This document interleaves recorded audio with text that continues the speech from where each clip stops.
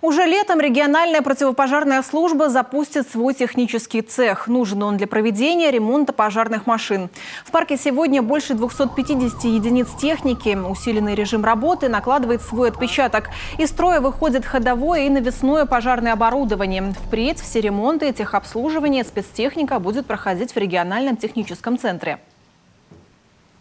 Достаточно большое количество, которые выслужили там или половину, или даже практически все свои сроки. Им необходим средний ремонт. Средний ремонт раньше мы на своей территории, здесь у себя, делать не могли. Поэтому сложность состояла в том, что машины из строя выходят, мы не могли их восстанавливать. И вот тогда мы начали думать, каким образом и какой сделать ремонтный цех, где и как.